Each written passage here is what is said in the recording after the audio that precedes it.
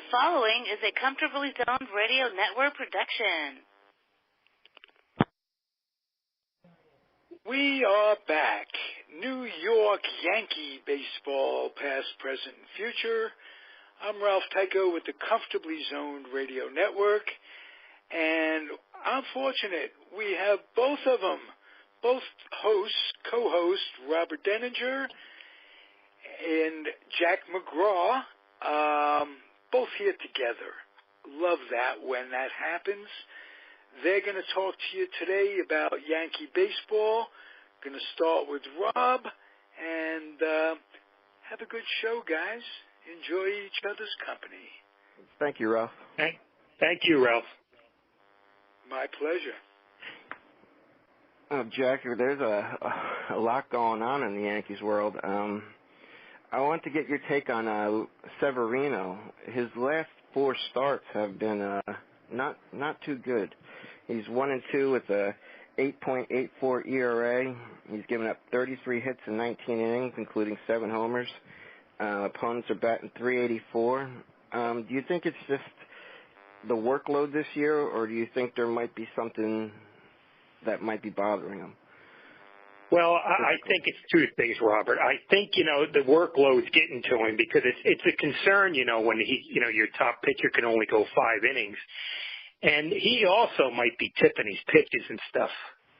And if you tip your pitches, the batters have they know what's coming. They know if a curve is coming and a fastball's coming. I know he worked with Pedro Martinez, and it helped him a lot. But maybe, the next game we should watch that and see, maybe he's tipping his pitches.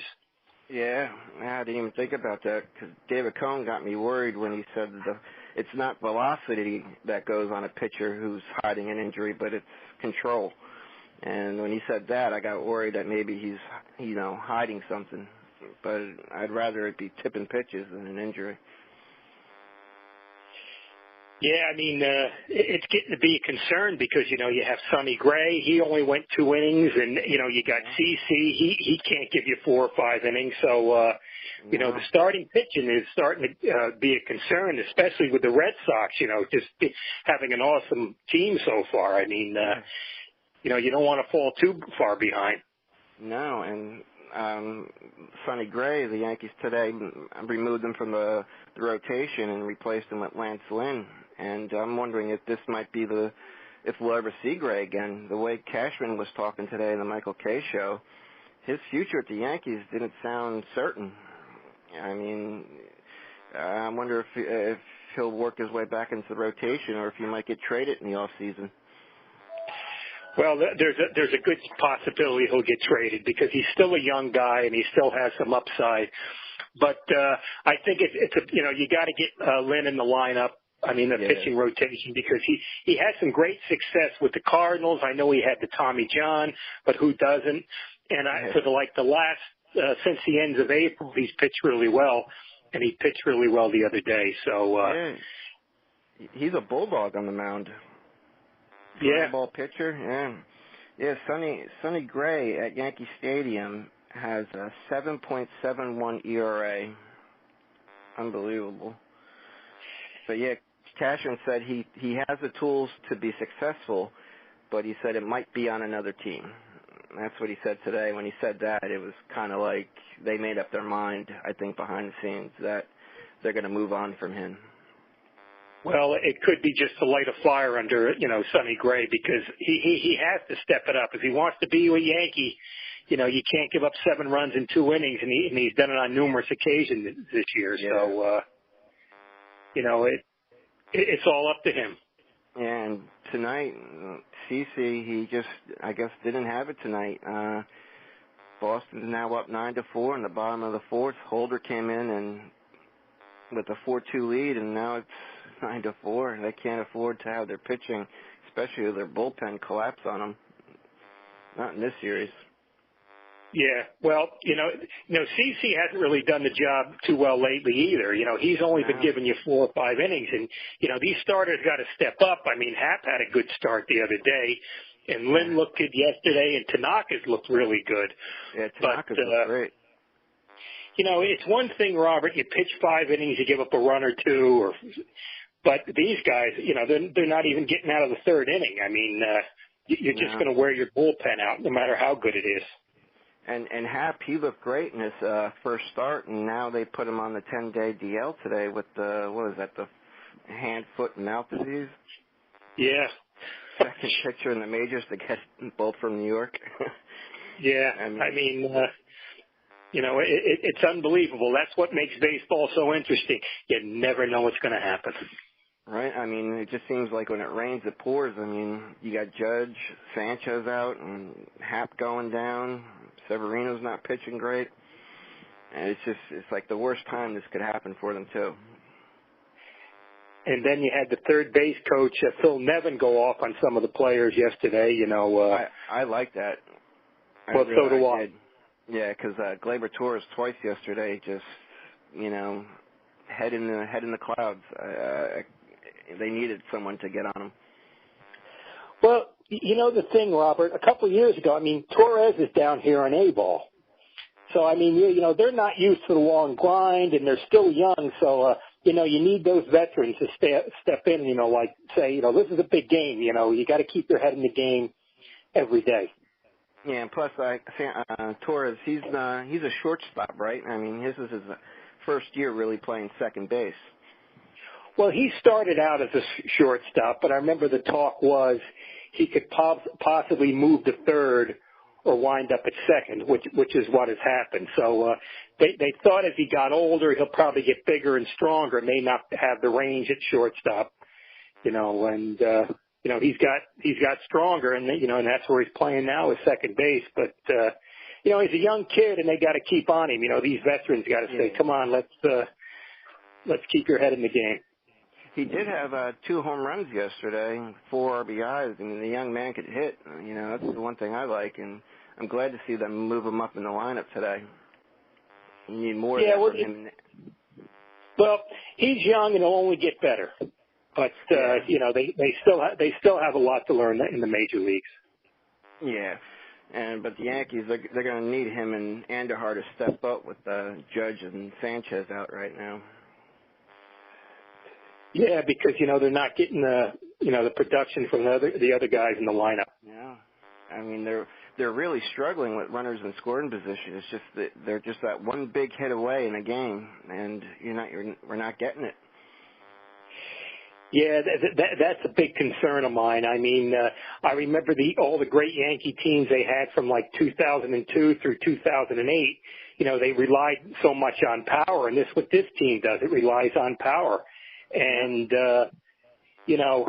when in a big situation, I'd rather see like guys like Brett Gardner up and, even like when Little Toe was up here to Reyes and, because you get the big stars up and they swing from the heels and, you don't wind up with anything.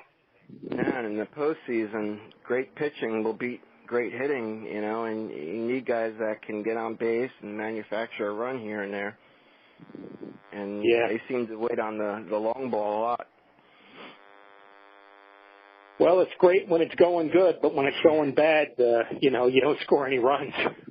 And the Yankees, they're what, four back in the loss column, 5.5 back coming into today. If they lose 3 out of 4 against Boston, they might be just playing for the wild card instead of the division.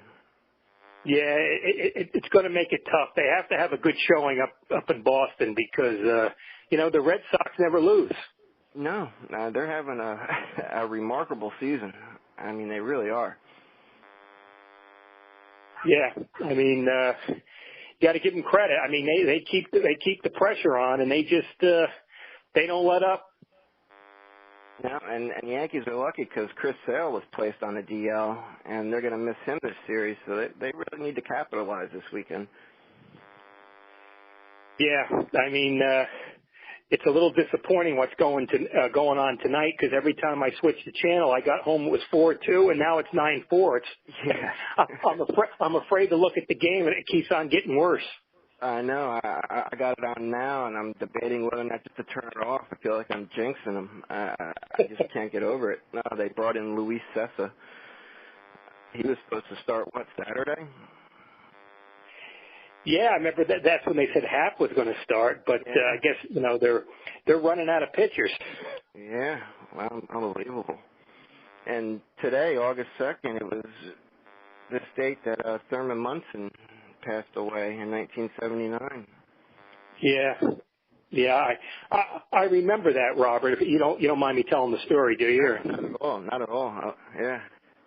I remember, I got home and I turned on the Mets were playing a doubleheader, twilight doubleheader. I believe it was the Phillies, and I heard it. Ralph Kiner mentioned it, and just to follow up on that Monday was that famous game when Mercer had the 5 RBIs the day they buried Munson.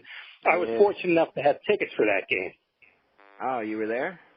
Yeah, I went on a bus trip from Morristown, New Jersey, with my friend Rich's company, and we sat out in right field. And Brad Goulden was the catcher for the Yankees that night, and Bobby Mercer played left for the Yanks. Guidry pitched the game. Kenny Singleton was a right fielder for the Orioles and actually hit a home run that game. To give the Orioles a 4-0 lead, and then Bobby Mercer hit a 3-run homer to right field, to cut the lead to 4-3. And then in the ninth, against Tippy Martinez, Bobby got a 2-out single to the opposite field. But I just remember, what a sad night it was, and And that, the plane he was flying, that was a new plane, right? It wasn't a twin engine. It was a jet or something? What happened, Robert? He really didn't have enough hours of flying experience to handle it. And he made a few errors, when he went to land the plane. And actually, he got the plane on the ground, and they would have survived, but they hit a stump. They hit a tree stump, and that got the plane on fire. And actually, when the plane landed, Thurman Munson was alive. And he said to the two guys with him, "Are you all right?" And they couldn't get him out of the seat, the pilot seat, because he was like, they couldn't move him out of there. But they said even if he'd have lived, he'd have been like Roy Campanella. Oh, man. Paralyzed from, Was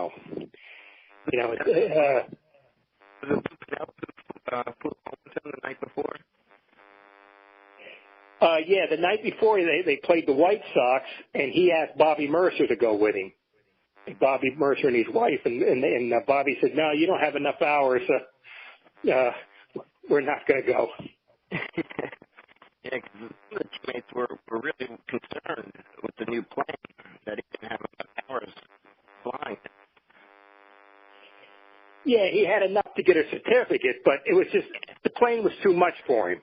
What happened is the other planes he piloted, once you hit the landing gear or anything, it reacts immediately. With the bigger planes, there's like a 3 or 4 second before it takes effect, and those seconds were the difference between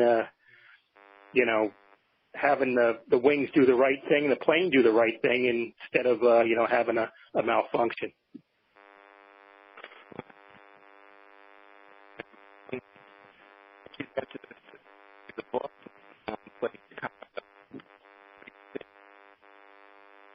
Yeah, I'm losing you, Robert. I can't hear you.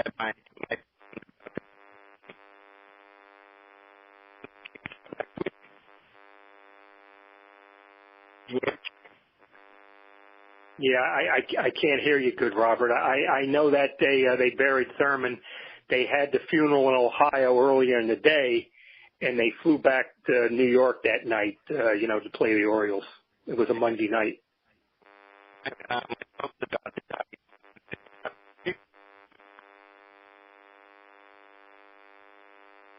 Yeah, I keep losing you, Robert. I can't hear it. You guys are having technical problems.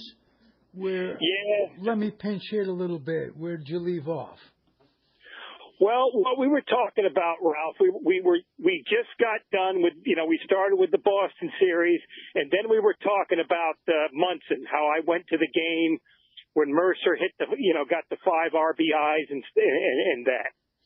Well, there was a very interesting article today on Facebook where someone has gone back and released some of the documents that were with the interviews that happened around his death. There were several lawsuits. The Yankees sued the airplane manufacturer. The widow, Mrs. Munson, sued and settled during the trial for X number of dollars. And very, very interesting. I invite everybody out there to read a book by Marty Appel about Thurman Munson. Yeah, I've read Marty's book, and also I've seen the articles and stuff. Okay. And we touched on that a little bit and stuff, how it really was, Thurman wasn't really qualified to, drive that plane. No.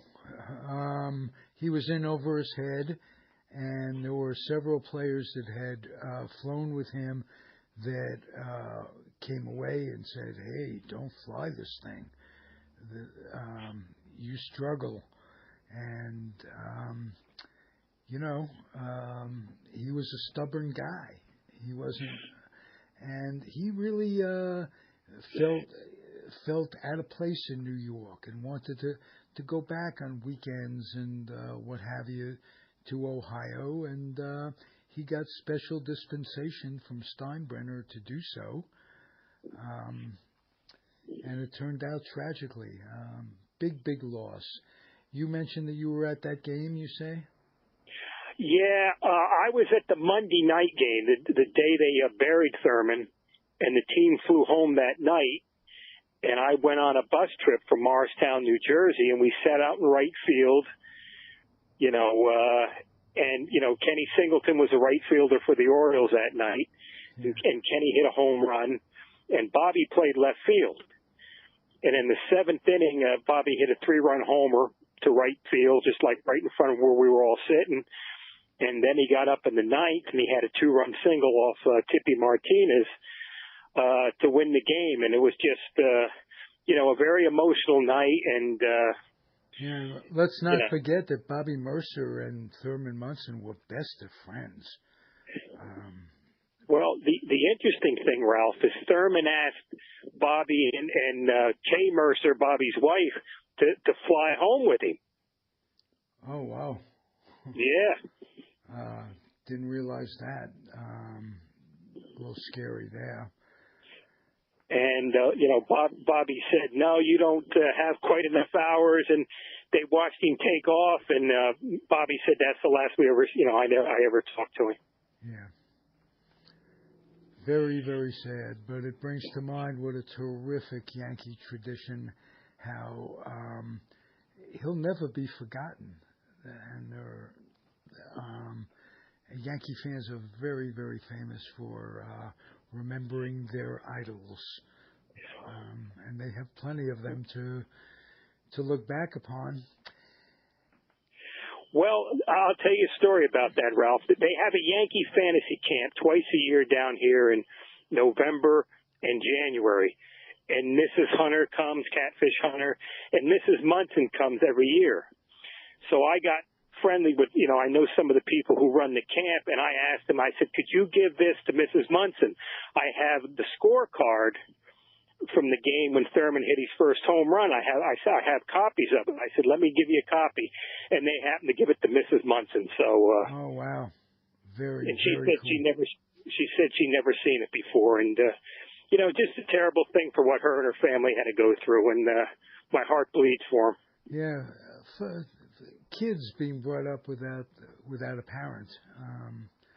Very sad. And, in keeping with the Yankee tradition of remembering our greats, my friend Fritz Peterson, who was kind enough to grace this network's airwaves a number of times, some of them with Marty Appel, and they relived stories of their friendship when Fritz was pitching. Fritz is struggling. He's been diagnosed with Alzheimer's disease, and I don't have to tell anybody out there, all of our biggest fears is what he's going to be going through. He's communicating on Facebook with his friends a little bit. I think his daughter helps him write it. I'm saddened by that, and I wanted to pass that on. Love and luck to him and his friends and relatives. So. Yeah, he posted something today on Facebook, and I've met Fritz on many occasions, and Fritz is just like talking to your favorite uncle. He's a great person. Right, and he shared some stuff about his early escapades with family sharing and what have you. And I thought he was very forthcoming, and he's lived a very interesting life, and I'm saddened for the plight he's experiencing. Well, Ralph, he even brought that up to me about, when they exchanged families with him and Mike Kekich. But the interesting thing is, Fritz and his wife have been together for 47 years, so absolutely. It's definitely a love story. There's nothing evil about it or anything. It's just people are made for each other. Absolutely. And as Ralph Houck said, life is too short to be unhappy. Very good quote from the Major. Yeah, that was his quote. When it first happened, when it come out in spring training. Didn't realize that, because there were a lot of people. You have to remember, this was back in the 70s. A lot of people were unaccepting of any sort of change in society's values. I quoting that, and I especially admire him in comparison to my boyhood hero, Alvin Dark, who lived his life as a hypocrite regarding his religion and how he really lived his life, and he exchanged wives, cheating with some stewardess and what have you. So I admire Fritz and Mike Kekich, their honesty. I mean, it's something they could have done behind closed doors. And, go ahead. Ralph, a lot of times the ones who, put up have the strongest words are the biggest hypocrites at all. No question about that. No question. It's if you have to say it, then you have to examine why your beliefs you're not secure enough in your beliefs that you don't have to just make everybody else a believer and this, that, and the other thing. Ralph, the first mitt I ever had was an Al Dark mitt. Wow. That's very interesting. I don't know if I told this story on a podcast that you were involved in, but 4 or 5 years ago, I broke my ring finger on my left hand, which is the hand I would ordinarily put into a baseball glove. And I'm deathly afraid of doctors, of going through the system, of pain. Same thing, Ralph. Any of it. I just let the thing heal. It's terribly deformed. It's on my left hand, and I can't get it into a baseball glove. And I miss just having a glove on, throwing a ball into the glove, over and over, a little bit like Steve McQueen in The Great Escape. Let's say it that way. So I struggle with this. I could still toss a tennis ball, and my right arm is fine and what have you, but I miss baseball. So what I did, I came across a vintage glove of the 50s, a good Wilson A2000 series glove that is a left-handed glove, and it is soft as butter. It's absolutely fits my hand beautifully, my right hand. So I'm learning to throw lefty. I can still grip and hold the ball. I just can't get my hand in a baseball glove. So I've been going out 2 or 3 days a week, go to the park, get a bag of balls, what I do, and I am practicing my motion, strengthening my left arm. My goal is not to pitch off the mound or anything. My goal is simply to have a catch with a friend and not be a spaz, not look like I just picked up a baseball 5 minutes ago. So it's kind of fun. My arm is getting stronger. I got some good advice on the internet, how to lead with my elbow towards the target, which really tightened my delivery. And so here I go. If I can get a knuckleball going, there might be hope for me.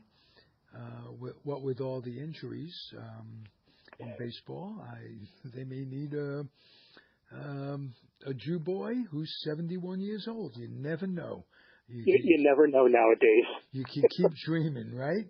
That's right. All right, Jack.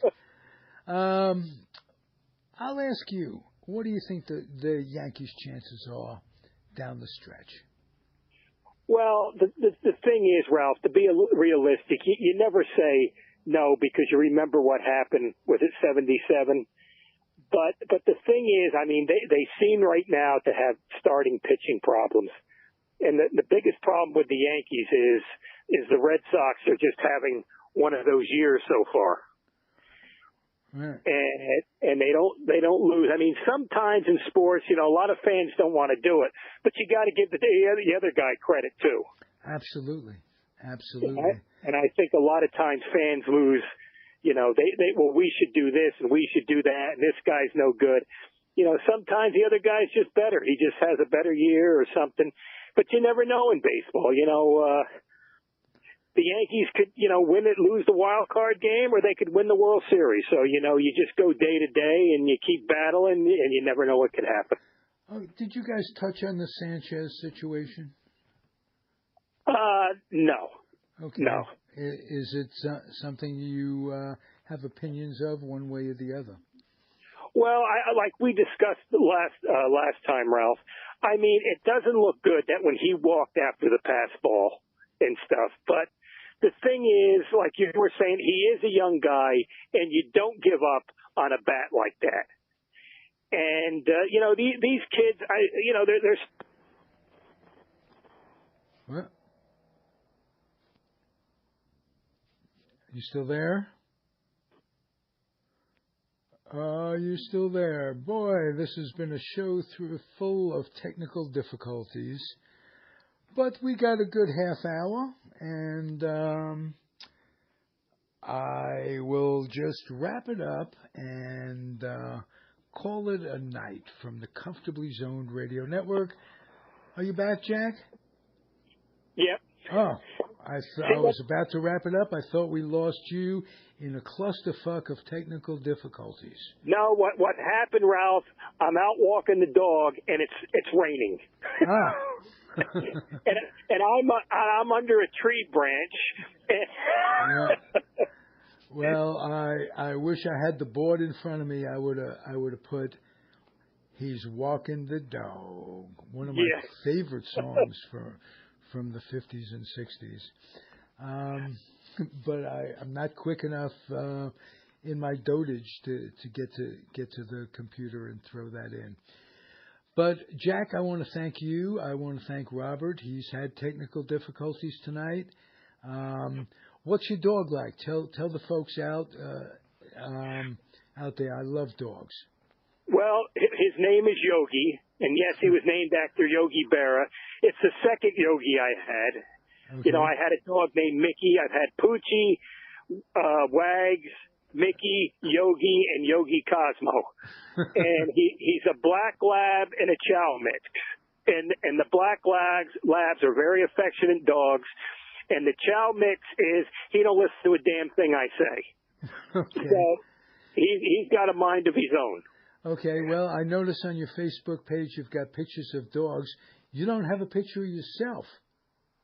Well, there is a couple, like when I hit in Steinbrenner Field, and, you know, I'll get them up sometime. I think the one with the dog where he tore up the couch, that's pretty entertaining. It is entertaining, but we want to put a picture of you on the website, so get one up there.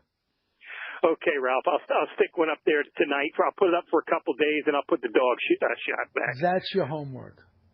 Okay. I'll get my grandmother to do it like I always did. Right, the poor thing. I'm sorry she passed so many times. Yeah. Be good, my friend. Okay, Ralph. Well, thanks. Yankee baseball, if you're listening, Comfortably Zoned Radio. I'm Ralph Tyko, the weak link of it all. Adios, everybody. Good night. Good night.